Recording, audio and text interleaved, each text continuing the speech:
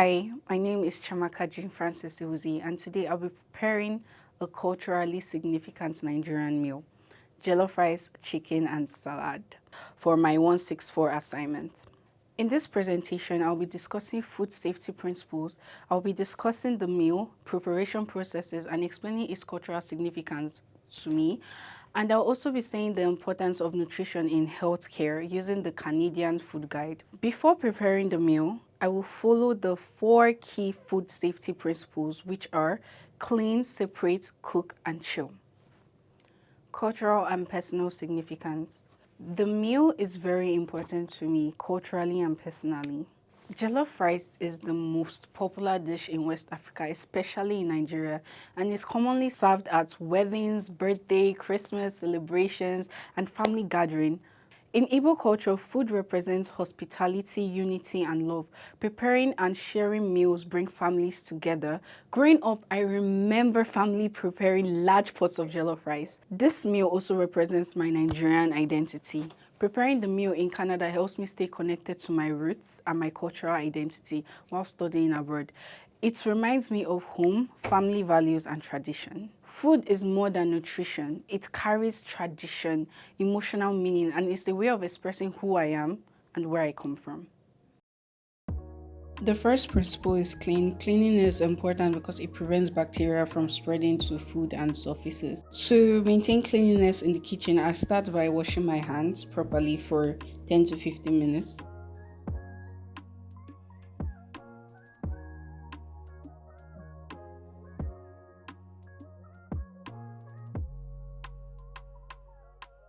I also clean the countertop.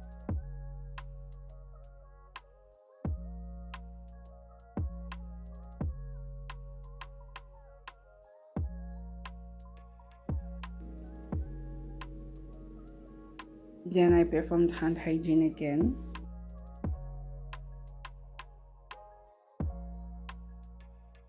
Next, I washed everything I needed to prepare the meal.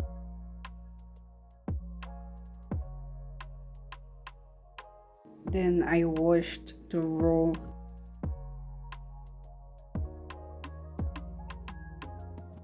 I washed it 2 to 3 times and inspected it carefully.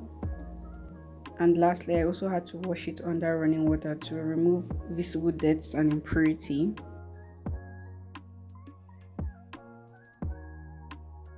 After handling the chicken, I had to wash all my utensils. I had to wash my hands again and ensure all utensils and surfaces that touched the raw meat were properly cleaned. Then for the chicken, I added Maggi, onions, ginger, garlic, curry, thyme, salt, and pepper. Then covered it up. Then left it for 10 minutes. Then added water and left it to boil.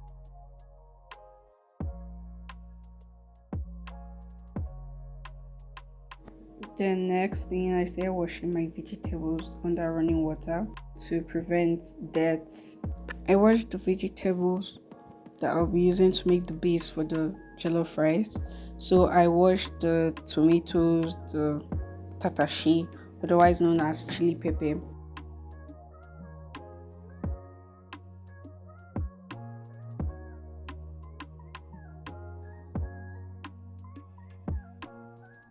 Then I also washed the ginger, the garlic, and the fresh pepper as well. Then I performed hand hygiene.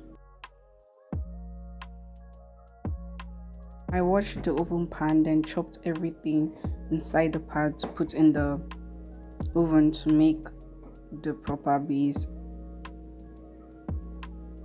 At the same time, I ensured my chicken was boiling at a very high degree because raw chicken can contain bacteria such as Salmonella or E. coli, which can be very harmful to the body if not cooked properly.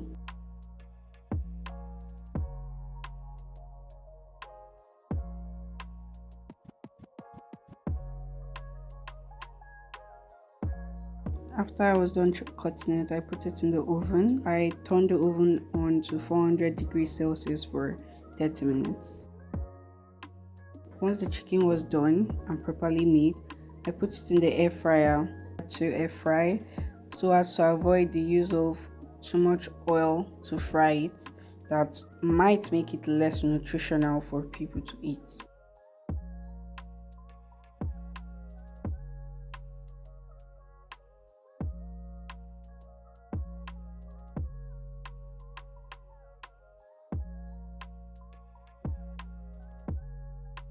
Then once I was done with this, I put the chicken broth into a plate and then washed the pot, and also I turned my toasted tomatoes and the rest. I turned it over and then put it in the microwave to finish the remaining 15 minutes.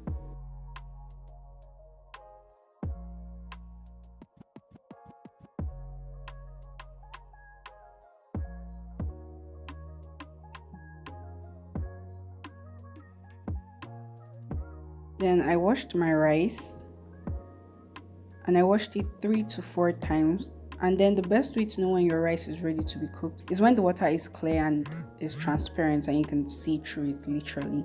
So once I was done, I sieved my rice and then I boiled it. So it was boiling in the pot. And then the roasted tomatoes and everything are ready. So I put it in my blender.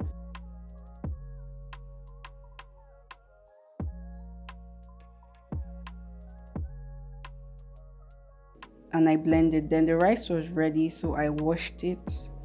And then I also rinsed it with cold water to avoid it from overcooking.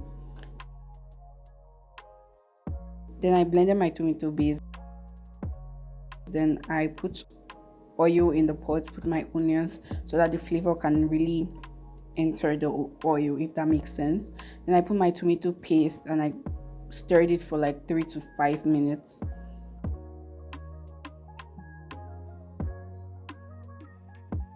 Then I added my roasted tomato paste and then I stirred it as well. Then added salt, curry, thyme, bay leaf, crayfish, then gave it a stir. Then I added Maggi and I added the chicken broth. And then I stirred it, then added my rice and gave it a stir. Then added some water and covered it up to boil, and I also used a foil to cover it up just to make it better and to give it that taste. Then I washed my chopping board, I washed my cabbage, my cucumber, and I scraped my carrots and I washed it at the same time, then cleared the area and performed hand hygiene. I made sure my hands were clean because this was for the salad and it needed to be very, very clean to prevent cross-contamination. I also ensured my area was clean as well to prevent cross-contamination. So I cut my cabbage, I cut the cucumber,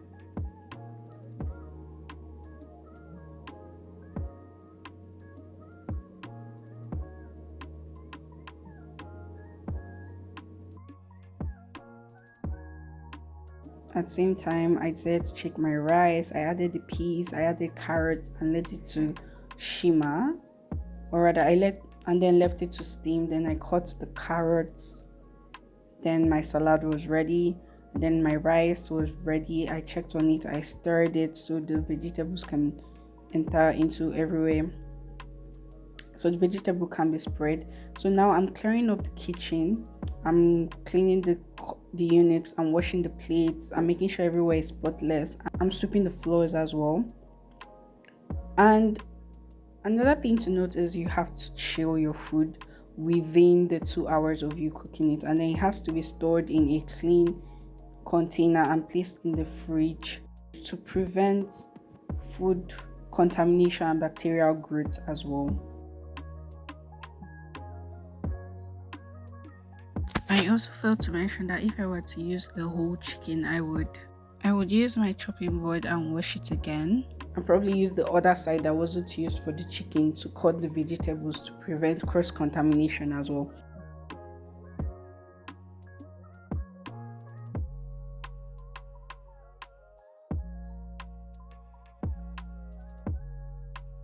So yes, this the finished product, the rice, the chicken, the salad, and I used water to take everything in. A reflection. As a future personal support worker, I know that proper nutrition is very important for maintaining health. Proper nutrition helps with energy, healing, immune function, and preventing chronic diseases or managing chronic diseases such as heart disease, diabetes, etc. Canadian Food Guide emphasizes eating plenty of vegetables and fruits, choosing whole grains, and including a variety of protein foods.